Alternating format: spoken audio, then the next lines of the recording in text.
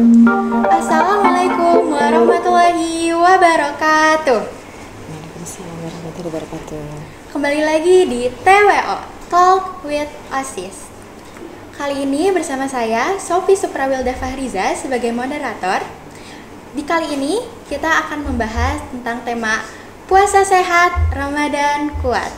Berpuasa bukan hanya menahan dahaga ataupun lapar saja, tetapi cara agar tetap sehat dan bertenaga.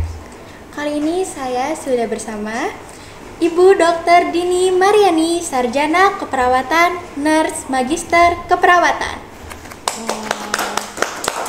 Assalamualaikum Ibu. Waalaikumsalam. Apa kabarnya Ibu? Alhamdulillah baik. Gimana? Sehat juga? Alhamdulillah. Sehat ya? Semangat ya? Semangat Semangat puasa dong. juga harus tetap semangat. Ya. Beliau ini merupakan Direktur dari Poltekkes Tasikmalaya, betul Ibu? Betul, Direktur Poltekkes Kemenkes ya? Milik Poltekkes Kementerian Kemenkes Kesehatan, betul. Tasikmalaya. Beliau juga merupakan lulusan dari Akademi Keperawatan Tasikmalaya, lalu S1 di UGM. Betul. UGM, lalu melanjutkan program S2-nya di UI dan melanjutkan program doktor di FK UGM, betul. Ibu? Gimana Ibu ini bisa sampai di tahap ini sebagai seorang direktur? Iya. Perjalanan yang panjang ya. Kuliahnya tadi banyak sekali kuliahnya. Iya, banyak Jadi banget. berapa kali wisuda kalau dihitung ya saya itu waktu itu. Alhamdulillah ya, izin Allah bulan April tahun lalu 2024 saya dilantik oleh Pak Menteri Kesehatan menjadi Direktur Poltekkes Kemenkes Tasikmalaya. Jadi seberang sini ya, dekat ternyata ya. Iya, Nah, kita berdekatan nih ya. Poltekkes Kemenkes adalah milik perguruan tinggi kesehatan satu-satunya yang negeri, milik pemerintah di Priangan Timur, Tasikmalaya dan Cirebon. Jadi Poltekkes Tasik itu ada di 2 kampus, ada di Tasikmalaya dan ada juga di Cirebon deh, gitu. Itu milik Kementerian Kesehatan. Jadi perguruan tinggi negeri deh. Ya. Boleh diceritain Ibu perjalanan karir Ibu dari tadi ya, dari yang sudah melewati beberapa tahapan kuliah yang dengan universitas-universitas yang sangat dibanggakan oleh banyak orang dan menjadi seorang direktur. Ibu boleh diceritakan? Ya, terima kasih. Perjalanannya diawali dari waktu itu lulus SMA ya. Saya alumni sama di SMA negeri di sini ya, di Kota Tasik. Masuk ke Akademi Keperawatan Depkes dulu tuh Departemen Kesehatan ya. Sama itu sangat sulit masuk ke sana itu. Sangat sulit, ketat sekali ya. Nah, terus ada kesempatan lanjut sekolah ya. Sekolah tahun 2003 lanjut ke UGM. Kemudian setelah lulus ikut PNS. Ya, seleksi pegawai negeri sipil. Lolos dan alhamdulillah bekerja sebagai dosen. Kemudian ada tawaran beasiswa lagi. Jadi saya sekolahnya banyak gratis. Oh, Masya Allah. Ya, jadi Keren dapat banget, Ibu. beasiswa terus ya.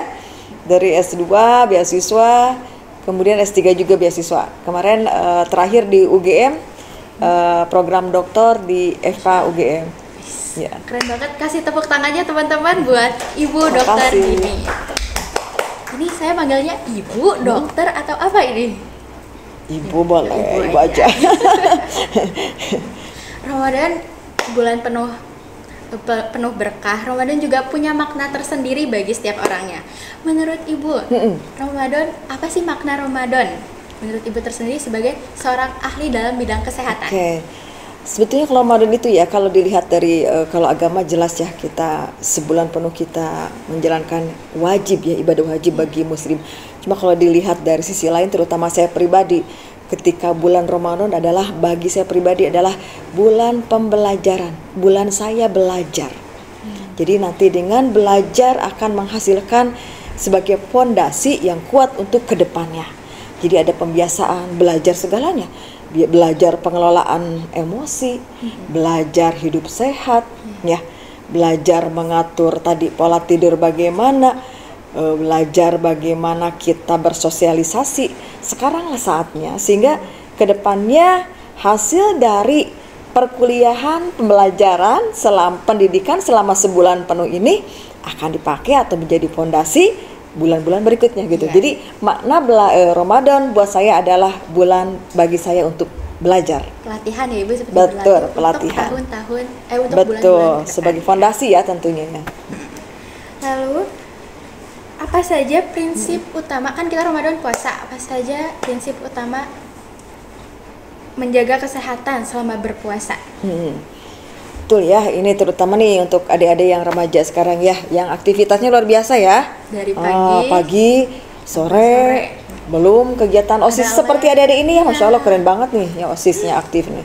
Jadi yang pertama tadi ya, siapkan dulu fisiknya ya, fisik. Jadi dari mulai sahur nih, bagaimana mengatur pola makannya ya, mengatur pola makan, nutrisinya, cairannya, karena kita selama seharian kan tidak ada intake itu tidak ada makanan minuman yang masuk, sehingga harus disiapkan sejak sahur. Jadi siapkan dulu ya sahurnya, kemudian juga seharian silakan aktivitas biasa. Jadi jangan menjadi hambatan Ramadan itu serba dibatasi, tidak, sama seperti biasa ya.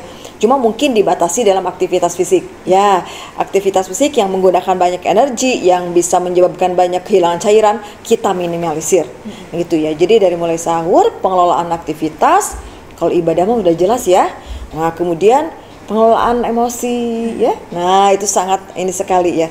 Kemudian juga tadi ketika istirahat ya. Kalau ada waktu untuk tidur siang, tidurlah ya. Tidur. Kecuali adik-adik sekarang ada waktu tidur siang nggak? Ada nggak? Kalau saya nggak kayaknya ya, kalau ibu-ibu bekerja ya. Cuma tadi diatur, makanya kalau tidak ada waktu jadwal tidur siang, berarti harus mengatur tidur malamnya, jangan terlalu malam ya, jangan begadang. Begitu juga dengan buka. Nah, buka puasanya nih, berarti jangan karena sudah seharian segala dimakan, ngumpulin makanan nih banyak ya, balas dendam, akhirnya jatuhlah balas dendam. Sehingga bukan kebutuhan tubuh tetapi nafsu tadi sergara, pokoknya makan pengen ini segala macam, padahal kurang sehat gitu ya. Jadi tadi dari mulai sahur, aktivitas seharian, dan buka juga dikontrol makannya yang bergizi ya, makanan seimbang ya. Kalau dulu kan 4 sehat 5 sempurna, sekarang namanya makanan seimbang. Jadi ada proteinnya, karbonya, vitaminnya, mineralnya gitu ya. Intinya seperti itu. Apa rekomendasi makanan yang bisa dimakan saat sahur ataupun berbuka? Apa rekomendasinya? Ya, intinya makanan tadi ya, yang seimbang ya. Seimbang. Jadi karbonya ada ya, proteinnya ada, lemak jelas, kemudian tadi mineral, sayuran gitu ya, vitaminnya. Nah, kalau bisa karbonya jangan terlalu banyak, lebih banyakin proteinnya ya. Jadi protein itu sumber utama energi. Betul, sumber energi, dan akan memperpanjang sel menjadi lapar gitu. Jadi kalau banyak protein, masa sel untuk laparnya panjang dibanding ketika banyak karbo. Nah, ketika banyak karbo justru akan gampang lapar. Jadi misalnya nih contoh makan nasi sama mie, itu kan karbo ya. Jadi makanya adik-adik, mie jangan dijadikan lauk. Mie mah pengganti nasi justru gitu. Jadi kalau nasi harus dengan tadi proteinnya, apa kamu ikan, ayam, tempe, tahu, silakan. Sayurnya wajib ada sayur itu ya. Seperti itu. Kan ini saat berpuasa kita pasti biasanya haus, dehidrasi, itu gimana tipsnya? Kan biasanya kalau sehari itu minimal 8 gelas. Betul. Kalau ini gimana ngebagi antara saat berbuka sampai sahurnya? Nah, ini sama ya, mengatur caranya gitu, dari mulai bangun nih, bangun minum dulu segelas gitu ya. Kemudian nanti setelah sahur minum lagi 2 gelas.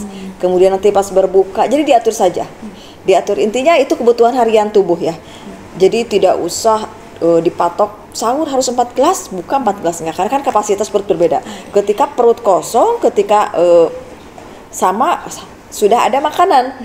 Kalau buka kan kita sudah ada maksudnya sahur itu sudah ada makanan dulu sebelumnya kan masuk. Nah, kalau berbuka kan seharian gitu. Jadi diatur saja untuk cairan, terutama tadi. Jadi cairan itu tidak hanya dari air mineral, justru harus ada kandungan dari betul-betul mineralnya ya, seperti itu. Jadi bukan dari air putih atau air bening, tapi ada bening yang kandungan mineralnya, misalnya spill ya, buah, terus cairan dari buah atau kelapa muda misalnya, itu bagus. Jadi namanya itu adalah cairan elektrolit kalau di kesehatan. Jadi mengandung ion-ion elektrolit yang bisa memenuhi fungsi tubuh. Kalau air mineral itu kan hanya murni H2O. Nah, ketika apa namanya tadi kelapa muda itu sudah ada elektrolitnya. Jadi itu sangat dibutuhkan. Jangan sampai aduh kram, ini kaku, itu biasanya ada kekurangan elektrolit. Yang sering tubuhnya sering kram, biasanya bangun tidur pegel-pegel itu tiba-tiba kram gitu ya. Itu kurang elektrolit atau bisa juga dehidrasi. Akibat dehidrasi ya. Terus kan biasanya kita wah apa tuh ya kalau buka puasa itu pakai gorengan, malah kalau enggak minumannya tuh es buah gitu ya. Itu gimana ya Ibu menurut pandangan dari sisi medis? Iya betul. Sebetulnya gorengan is okay selama porsinya masih pas lah ya, jangan berlebihan ya. Apapun kalau berlebihan kan tidak bagus ya, yang sehat juga ya. Tidak masalah sebetulnya ya, tidak masalah, tapi jangan dulu dengan gorengan begitu buka ya. Kan sunnah Rasulullah kurma ya, sama air. Nah itu aja, itu Rasulullah sudah Masya Allah sudah mengajarkan kita pola hidup sehat sebetulnya. Nah ketika itu baru bisa makan tadi mau bala-bala, mau gehunya, bukannya gorengan silahkan, tetapi diatur, jangan begitu buka langsung makan, tubuh akan kaget. Gitu ya, tubuh kaget, langsung ada lemaknya kan, lemaknya gorengan kan banyak minyaknya itu kan ya, yang ada tepungnya, itu tubuh memerlukan kaget ketika langsung dengan makanan berat. Jadi tepatnya sih kurma atau yang manis ya, sama air itu cukup dulu, kasih jeda, baru boleh makanan yang lainnya seperti itu. Nah tadi udah kita bahas tentang pola makanan, lalu bagaimana tentang pola tidurnya Ibu? Nah biasanya kan ya tidur dari jam 9, bangunnya biasanya jam 4 atau setengah 5 subuh. Ini kita harus sebelum dari itu karena harus untuk menyiapkan sahur dan lain-lainnya. Betul. Sebetulnya untuk tidur, kalau sekarang makanya tadi selama puasa itu bulan pendidikan pembiasaan, sehingga sebetulnya kalau lihat dari jam tidur ya, yang betul itu adalah kualitas tidurnya. Semakin bertambah usia, kebutuhan tidur semakin berkurang. Gitu ya. Rata-rata 8 jam lah ya. 7 sampai 8 jam untuk seusia segini ya. Nah, itu diatur aja. Berarti kalau kita harus bangun jam 4, bangun setengah 4, kurangi mundur. Tidur kita lebih awal. Jadi jangan begadang habis tarawih maka istirahat sebentar, jam 9 tidur gitu. Itu tidak tubuh tetap akan sehat seperti itu ya. Jadi tidak akan kekurangan waktu istirahat, karena tadi kita yang mengatur ya, mundurin, udah kurangi 7 jam. Jadi jangan sampai karena bangunnya biasa jam 5, begadang tidur jam 11, nah itu kurang bagus. Ya, karena akan merusak irama otak juga karena waktu otak itu ada waktunya untuk istirahat, saat istirahat jam berapa gitu ya. Nah, ideal jam 9, jam 10 lah. Maksimal jam 10 istirahat untuk tidur itu. Lalu apakah Ibu ada tips untuk para remaja agar tetap bertenaga saat kegiatan sekolah ataupun kegiatan lainnya? Oke, bagus sekali nih pertanyaannya. Nah, biar bertenaga, tetap sekolahnya, belajarnya fokus terutama ya. Fokus itu tadi, awali dari makan sahurnya seperti apa, ya, minumnya bagaimana, itu ya. Sama mengelola mental, emosi, dan ingat selalu bahagia ya, karena itu akan mengeluarkan hormon endorfin, sangat bagus itu. Jadi bahagia aja, semangat, nikmati proses ibadah selama sebulan, jangan dijadikan beban, jangan sampai hitung kalender, bentar lagi lebaran, kok lama banget sih lebaran. Udah, tubuh kalau sudah seperti itu stres sendiri, secara tidak disadari oleh kita, tubuh akan merespon dengan stres, kok lama ya ini puasa ini, kok menunggu itu kok nggak ini gitu. Nah, jadi yang penting tadi dengan niat dulu, sesungguhnya dengan niat yang awal dengan niat yang baik, Allah itu sangat memudahkan kok, insya Allah.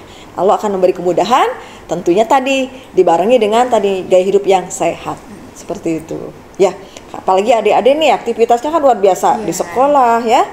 Sekolah harus belajar, harus fokus, belum belajar mata pelajaran yang membutuhkan konsentrasi. Itu luar biasa, itu jangan salah, itu membutuhkan energi. Tubuh berpikir, tubuh mencerna pelajaran itu harus menggunakan energi. Energi dari mana? Sumber makanan. Berarti yang paling penting adalah sumber makanannya. Betul. Apakah ini bergizi ataupun tidak? Ya, seperti itu ya. Dan harus semangat tentunya ya. Positif, pokoknya nikmati dengan bahagia ibadah ini gitu. Nah, ini ada pertanyaan mitos atau fakta. Itu, benarkah berpuasa bisa membantu detoksifikasi tubuh? Bagaimana penjelasannya menurut medis? Itu benar ya. Fakta. Fakta ya. Jadi tubuh dalam kondisi puasa itu proses diberi kesempatan untuk istirahat ya. Jadi selnya tidak lelah bekerja.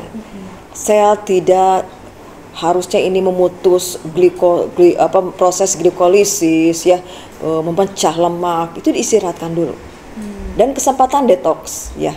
Detox, istirahat, sehingga dengan istirahat sel tidak bekerja berat, itu akan regenerasi sel-sel baru dan fungsi organ akan optimal. Seperti itu. Jadi sel bekerja ketika puasa gitu ya, untuk optimalisasinya. Jadi meriset lah, istirahat, dibersihkan, racunnya dikeluarin gitu ya. Racun dikeluarin, si selnya disuruh untuk istirahat. Harusnya ini terus makan, terus ngemil ya. Jadi si selnya terus aja memecahnya, bekerja gitu ya. Si insulinnya, si hormonnya belum nganter-nganterkan makanan, glukosa, ini diistirahat dulu, suruh istirahat. Otomatis ketika sel beristirahat, fungsi organ yang lainnya akan bagus seperti itu. Itu sangat fakta sekali, relate. Berarti puasa juga bermanfaat ya buat detoksifikasi tubuh, teman-teman. Betul. Nah, ini tentang pengaruhnya, dampak puasa terhadap kondisi mental. Oke. Nah, ini tadi yang saya jelaskan di awal untuk mengelola emosi ya, sangat relate dengan sana. Ketika lagi puasa kita menghindari tadi ya, hawa nafsu kan tidak hanya menjaga makan minum saja, tapi bagaimana mengelola emosi tadi. Bagaimana mengelola emosi, sehingga dengan mengelola emosi, kita terbiasa mengelola emosi, tentunya akan bentuk mental kita. Ketika membentuk mental kita, nah itu akan berlanjut bagaimana kita nanti bisa berbuat untuk yang selanjutnya gitu. Jadi itu sangat mengajarkan kita ya, bagaimana mengelola mental emosi menjadi sehat gitu. Biasanya mudah marah, ini kan dikendalikan. Ingat, lagi puasa mengurangi pahala secara tidak langsung sebagai kendali. Nah gitu. Jadi ibadah puasa itu secara langsung tidak langsung menjadi kendali tubuh kita, rem. Mau marah, mau teriak-teriak, ingat puasa. Mau ke orang tua ini, mau beli ini, ingat kok, ini kamu lagi puasa nih, lagi bulan ini aja melawan orang tua itu dosa, apalagi lagi bulan puasa, ingat, dikendalikan lagi. Mau ini sama teman berantem, ini ngobrolin gibah, ingat, itu kan akan membentuk pola pembiasaan dalam tubuh kita ya, seperti itu. Jadi mental kita terbiasa untuk positif dan tentunya akan sehat mentalnya ya, tidak sakit karena kita sudah dikendalikan oleh puasa. Seperti itu. Tadi juga pengendalian bukan cuma mengendalikan makan minum dan juga mengendalikan mental juga. Betul, setuju sekali. Ibu, ini ada terakhir, yaitu apa pesan Ibu untuk para pelajar agar tetap menjaga kesehatan dan semangat menjalani harinya? Gimana? Oke, selama bulan puasa ya? Atau enggak? Selama bulan puasa. Selama bulan puasa. Yang pertama tadi ya, makanan perhatikan ya, makanan ayo ya, coba cek nih hari ini makan apa ya, makan apa coba hari ini, food record ya, pola makan hati-hati ya, jadi lebih proteinnya diperhatikan ya, ingat jangan lauknya sama karbo lagi, karbo plus karbo nanti berantem ya. Jadi harus komposisi makanan yang bagus ya. Yang kedua tadi minuman, kalau bisa minuman tidak hanya minuman mineral biasa, tetapi yang mengandung elektrolit, karena kita akan menghadapi seharian tanpa minum. Sehingga kalau sudah ada asupan elektrolit yang cukup, tubuh akan siap ya menghadapi aktivitas. Yang ketiga tadi tidur ya, tidur jangan begadang ya. Yang suka begadang kurangilah sekarang, yang game-game gitu ya, simpan dulu lah ya. Mendingan dipakai untuk mengaji ya, minimal kalau saya yakin kalau OSIS di sini luar biasa ya, mengajinya sudah pembiasaan ya. Saya ya yakin. Nah ini bagi yang lainnya yang belum tergerak untuk mengaji, minimal adalah yang dibaca gitu ya, jangan gamenya dikurangi gitu, dikurangi karena akan dengan game itu akan secara tidak langsung akan memeras otak kita bekerja.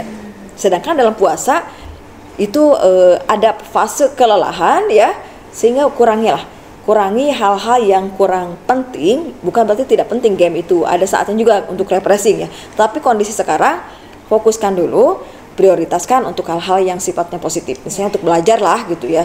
Itu jadi tidur harus jangan begadang, harus teratur. Kemudian kelola emosi ya, kelola emosi, dan jangan lupa exercise, olahraga. Olahraga penting. Olahraga kapan nih? Ada yang sering bertanya olahraga yang tepatnya kapan? Saya sarankan olahraganya yang menjelang buka.